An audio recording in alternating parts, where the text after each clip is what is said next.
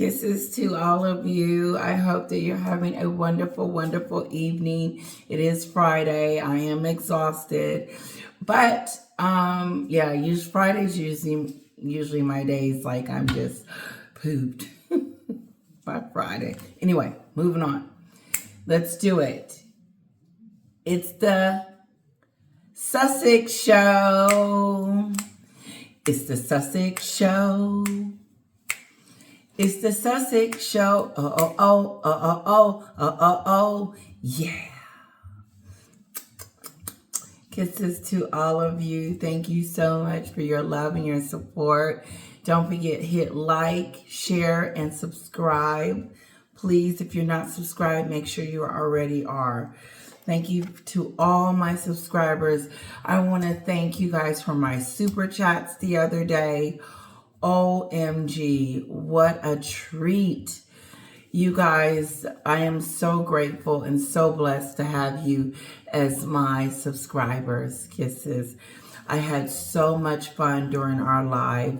I'm excited about doing it again every Thursday at 1:30.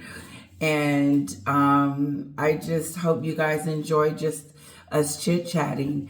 Kisses to all of you. Thank you so much for joining my live. And I will see you again this Thursday, okay? Now, we're going to talk about... a couple of things. Now, Harry's in Vegas. The same company that he went over there when he went to Jamaica, the Paramount people, those are the same people that have him on the stage pretty much. And so I guess they're trying to try him out. I don't know what they're doing, but it sounds like Meghan and Harry been begging for a job because they put him on the stage and he sounded like an idiot, but he did get publicity. So I wonder that they get what they wanted out of him.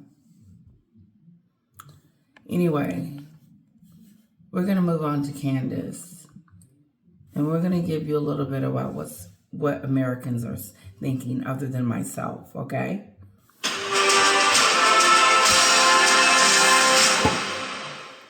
Well, for this edition of GB in America, I'm very pleased to be joined by somebody who's a good friend of mine. She's a best-selling New York Times selling author. She's got the Candice Owens Show on the Daily Wire. Yeah, it's the one and only Candice Owens joins me. Candice, welcome to GB in America. What a pleasure. Thank you so much for having me. Not at all. Now, between our two countries over the centuries, we've exported many things to you and you've exported many things to us. And I always think when it comes to trends and food and all the things we do, America generally does things first and we do things second. But a recent export from the United Kingdom to America is a young couple. They were part of the royal family. They were their Royal Highnesses. They're now just the Duke and Duchess of Sussex. And we've exported them, Candice, to you. And they're living happily on the West Coast of America. And it would seem that after the quite shock cancer diagnosis of the King, that Harry only spent 24 hours in the country, a half-hour meeting with his dad, no reconciliation with his brother, and he's coming back to you in America. Are you pleased to see him return? We are not pleased to see him return. We certainly were not pleased to see him here at all. I was very content with them being put in Canada, but I obviously knew that they would end up in LA because that was Meghan's dream. Her dream was to be an A-lister, and she was unable to make it to those A-list parties on the basis of her own merit as an actress. You know, she wasn't a very good actress, and so she figured out how to maneuver that by marrying a prince who, the only way to say it is, he's just not as intelligent as her. He's not reading the situation as clearly as other people are reading it, and he has been subjected to her manipulation. And I do also want to say this, but I obviously knew that they would end up in LA because that was Meghan's dream. Her dream was to be an A-lister, and she was unable to make it to those A-list parties on the basis of her own merit as an actress. You know, she wasn't a very good actress, and so she figured out how to maneuver that by marrying a prince who, And the only way to say it is he's just not as intelligent as her. He's not reading the situation as clearly as other people are reading it, and he has been subjected to her manipulation. And I do also want to say this because it's really important of why their story became so big. And she pretty much said that Harry is not very smart, that he got a woman that took him for granted, that wanted to be in Hollywood and knew that her D-list status was not going to get her in Hollywood, that the only way that it would do that is to marry someone like a prince that made her an instant global notoriety instantly. And so Candice said, I knew she was going to end up back in LA. That was her dream. That's all Meghan wanted. And Harry is not smart enough to shake this. I think he's been bewitched. Her using the Black Lives Matter movement, which was very big at that time before people started to understood that really what they were advocating for were Marxist principles. It's why she became the princess of BLM, because what's one of the biggest principles of Marxism? The breakdown of family. Black Lives Matter on their charter stated that they wanted to deconstruct the nuclear family. Well, Meghan Markle wanted to deconstruct a family, right? And she was going to pretend that it was for something noble. Racism, it wasn't so. It was really because she wanted fame and she wanted wealth. Yes. And I don't want to say that Prince Harry was an unwitting participant. I think he obviously is not as smart as her, but also he liked the fame and he liked the attention in a certain way as well. And we had a very, very, very sad circumstance that played out here. So I'm not entirely shocked that he didn't spend that much time with his father. I have not been holding my breath for them to unify as a family, because some of the things that were done, quite literally selling your family for profit, it's unheard of. But it's a Marxist belief that there's something more noble. She's not shocked that they're not this, family that's so eager to accept Harry back in and have him start doing royal duties and, giving him a room to stay in. They don't trust him. They have made that very clear. And I think he understands that too. And I wonder, how does it feel, Harry, to know that your family don't trust you, that you're a traitor? And like Candice is about to say, that you use your family to make money. You used it to make money, to keep your wife in Montecito. There's something that the state wants you to believe in that's more noble. And in that circumstance, it's racism must be fought. But in reality, what's buried underneath is a state incentive to make people disloyal to the people that they should be the most loyal to. So no sympathy for Prince Harry. Well, She said the people that you're supposed to be the most loyal to, you're the most disloyal to. The family. She betrayed the family. She was not loyal to the family, not loyal to Harry's family, and not loyal to hers. But especially not hers. She pretty much don't even speak to them.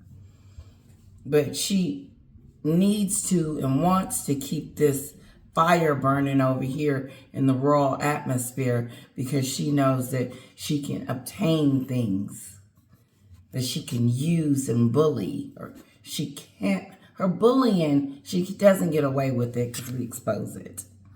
But the mere fact that she does it. I'm coming out with my memoir. A lot of sympathy for King Charles. Yeah, it's very difficult for the Queen to forgive him. It's very difficult for William and Kate to forgive him, given the awful things he wrote about them in that book, Spare. I guess if he was to apologise, then forgiveness might follow. And there were certainly some in this country, Candice, hoping for reconciliation. But, your thesis is that basically she's using him. She's using the fact that he's a British prince. And it's all about her. Now, what I'm interested in. There it is. Finally, they're saying it is coming out. It's all about her. It's all about her. This whole story is about the Meghan show. We have to switch the name. It's Meghan, and then it's everything else. This is her show.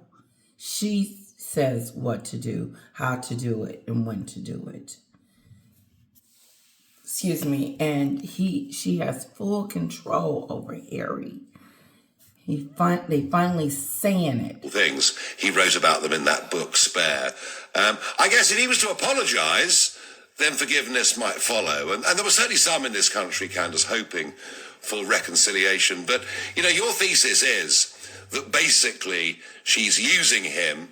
She's using the fact that he's a British prince. And it's all about her. Now, she's using him because of the fact that he's a British prince. She's been using him since he has allowed her to. That is exactly what's going on. He is her pet. And it's what Meghan wants. This has nothing to do with Harry. You know what? Maybe Harry did go home to see his father. Maybe it wasn't publicity, or maybe Meghan turned it into publicity. But when Harry does stupid stuff, I know what's coming from over there. I'm almost done, guys. what I'm interested in, is it just about money? Because they appear to have been paid a lot of money, all of it. in many cases for not producing very much content. It's about the money. It's about fame. It's about recognition. It's about being the only person in the room that everybody's looking at. She's the star of the event. Is it just about money and fame? Or do Yes. you think, Candice Owens, that somewhere within Meghan there are political ambitions? It was. I actually don't believe that there are any political ambitions there, mostly because she's simply not well liked, right? And she's not. Yeah, but that's us thinking of her. She doesn't care. She doesn't care if we don't like her. Look at her. I think she has political ambition because she keeps tapping into the White House. She showed Zuckerman. She posted it on her webpage, a picture of him and all the parents in the White House upset with him. And then here she go with her commercial and how seatbelts are not safe and how that stupid stuff.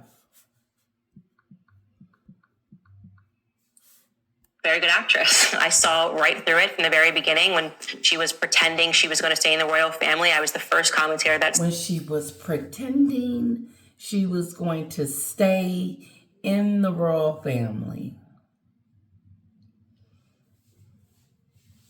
When she was pretending that she was going to stay in the royal family. She knew when she married him, she was going to act a fool. What she was going to do and how she was going to do it. But she didn't see the backlash. She didn't see us being like, wait a minute, you're not the victim here. They're the victims. So her story ain't playing out quite the way she wants it because Candice has exposed you. She's just saying it. She married you only because, Harry, Meghan married you only because you was a prince and what you could offer her. And now and whenever she gets done with you, she's going to spit you out. But in the meantime, she's going to play you. Do whatever she wants. I want to hear her say it one more time. This woman ambitions there, mostly because she's simply not well liked, right? And she's not a very good actress. I saw right through it from the very beginning. Very much content. Is it just about money and fame? Or do No. you think, Candice Owens, She won it all. that somewhere within Meghan there are political ambitions? I actually believe don't so. believe that there are any political ambitions there, mostly because she's simply not well liked, right? And she's not a very good actress. I saw right through it from the very beginning when she was pretending she was going to stay in the royal family. I was the first commentator that said, pretending to stay in the royal family. Like, she lied to Elizabeth, and she was telling us, I wrote to Elizabeth and I told her that I was dedicated to this. Harry, I was dedicated to this. No, you wasn't dedicated to nothing. You was dedicated to your own personal shebang. Your own personal. Getting over here, hanging out with Oprah and Tyler Perry them, hanging out with the who's who's, going to award shows, being on red carpets and pretending you some philanthropist and some advocate for us women. You know, that stupid stuff.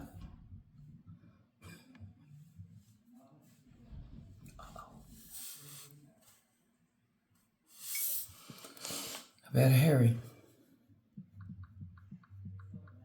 No, she was never going to work. She was never going to be a part of something. She was never going to be the Fab Four. She was never going to work nicely with each other and with Harry, William, and Catherine. She was too jealous of them to be able to work with them. They're looking for me. this woman is going to make it back to Los Angeles. I just saw her coming. So she's not that shrewd. And unfortunately, right now, that sort of politicking is not finding a home in America. We don't want bad faith actors. We don't want a bunch of people that are going to opine about racism and sexism and misogyny. We want people that are being honest about the fact that we have a lot of issues in this country and we're not going to beat them by hating one another. And so she's not a perfect fit. Like I said, she caught a moment and there. She's not a perfect fit. She doesn't fit. She doesn't fit in our politics. No, she's a victim. And there's no room for victims. There's no room for people to be blaming. And then the way she's trying to rise to the top.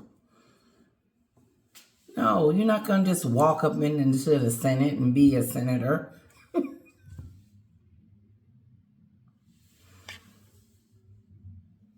Anything to get noticed, anything to be on the spotlight, anything to make herself look like, oh, look at me. I'm the princess. I'm the HRH. I'm the Duchess of Sussex. That's how she walks in the room. That's how she looked at the Bob Marley incident. Like, I'm here now. We can get this party started. She looked weird and overdressed. It's very much a government incentive to cause so much division with BLM, but she's not going to run in politics. She's very happy where she is in a multi-million-dollar mansion, lunching with Oprah. That was her dream, and she got it. No, you may be right. I mean, I must admit, I'd always thought there was a political ambition, but maybe you're right. And yet, when it comes to... I mean, I believe it's still there. If she still had the opportunity, she would. I don't believe that she wouldn't give it up because she thinks she can be anything and whatever she wants to be. The sky is the limit for her now. She's in Hollywood. She's hanging out with Paramount now.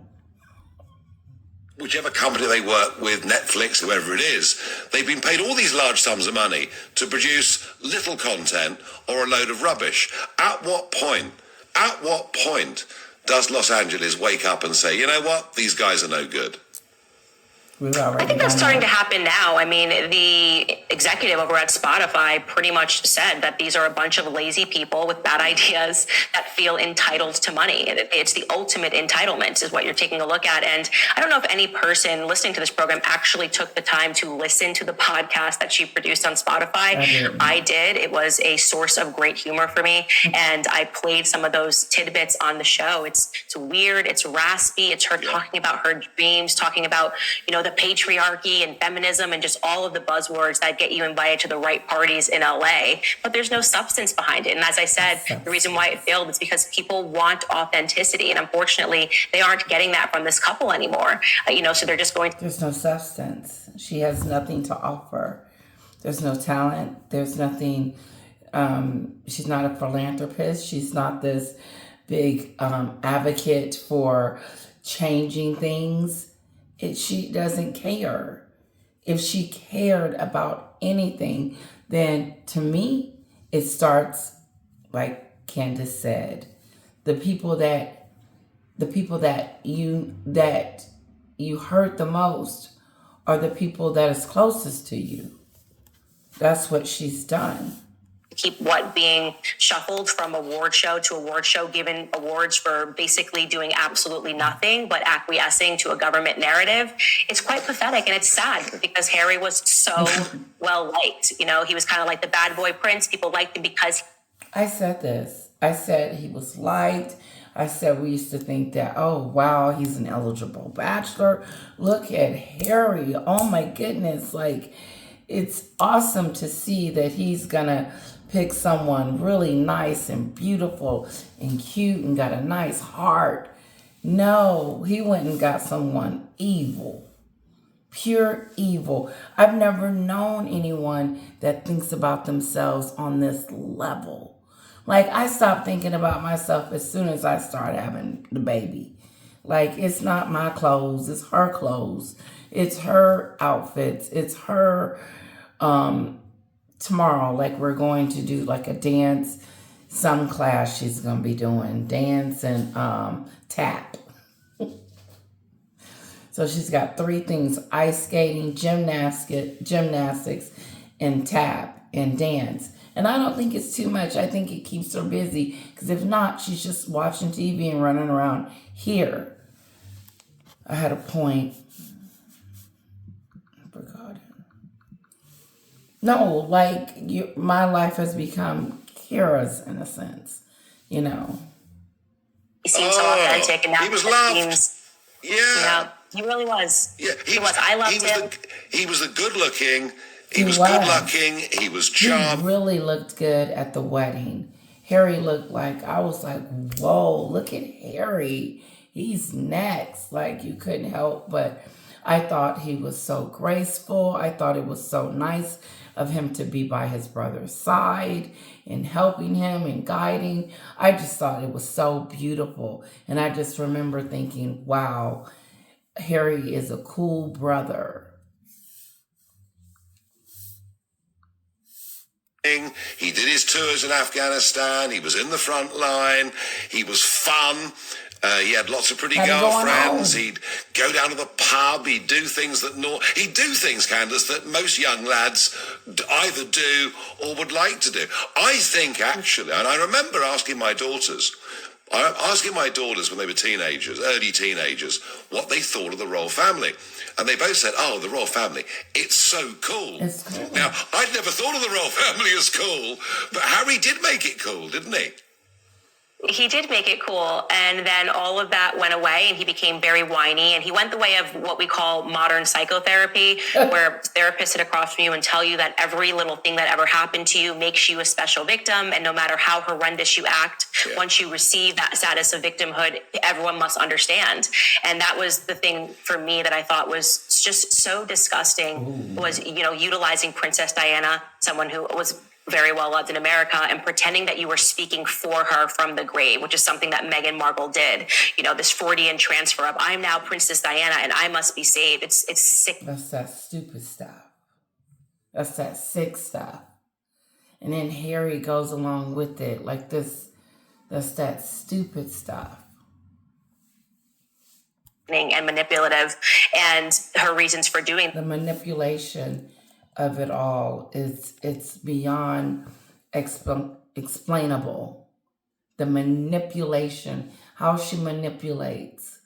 She manipulates Harry to the fullest, and then thinks she's going to manipulate us into believing the crap. We are supposed to believe that she really is this mental health helper. that her charity, her Archie charity is giving out things and giving out money and awards and stuff like that. They're doing all this for the what? Remember during COVID when she was handing out sandwiches and stuff, looking stupid? Because I was thinking, while you handing out sandwiches, you need to be going to check on your father. Sorry, I take it there. This is the end, guys. I'm out. That was it. She thought that it would reserve her as untouchable, as if any person with a brain believes that what Princess Diana would have wanted was for her two sons not to be speaking. What Princess Diana would have wanted was for her granddaughter, Charlotte, to be placed in a book for millions of dollars, right? She threw a temper tantrum and upset Meghan, and Meghan cried in a heap on the floor. This is written in spare, throwing your niece under the bus. Let's just dissolve that illusion. That pissed Candice off when Harry talked about his niece having a tantrum, I assume. Like, how rude of you. At least she is an age where she should have a tantrum. You too old to be running around playing games and putting people's names in a book and thinking it's okay for you to talk about your brother's family. He didn't just talk about his wife. He talked about his family, attacked his family in a book that you can just go pick up and read anytime you get ready to. There's no that forgiveness and I'm not saying that they haven't forgiven Harry. What I'm saying is that they don't trust him and don't want him near them because they don't trust him.